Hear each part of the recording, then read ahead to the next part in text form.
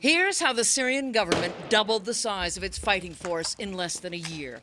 It issued guns and bullets to civilians.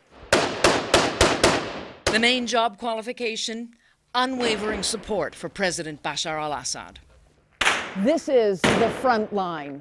And behind me, members of the National Defense Force are defending their neighborhood, trading fire with opposition fighters who are only 20 yards away down the street. A sniper's bullet clipped the mosque. The fighters thought they'd spotted him and opened up. Later, when things were calm, 4 of them agreed to talk. 2 years ago, they'd worked as a cook, a shopkeeper, a construction worker, and a car wash attendant who didn't want us to show his face. But when war ruined their businesses, they traded unemployment for crisp uniforms and a job on the front line. So the bullet went in here and came out here. Wow. The area of Tadamon was shattered last year when the opposition fighters battled their way in.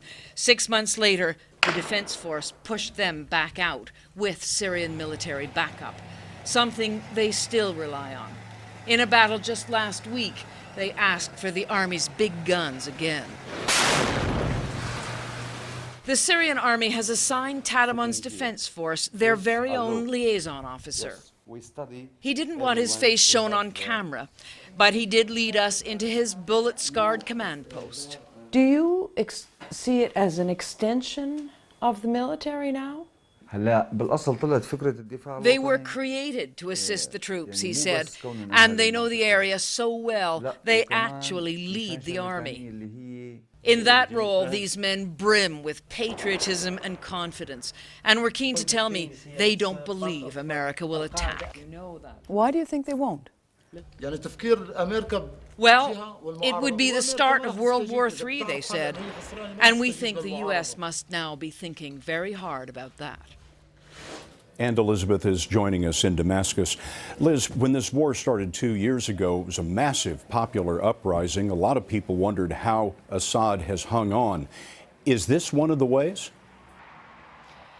It certainly is. He has a core body of support, especially here in Damascus.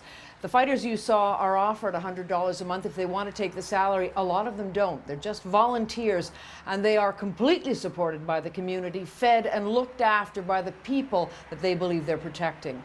Elizabeth Palmer with more insight from Damascus for us tonight. Thank you, Liz.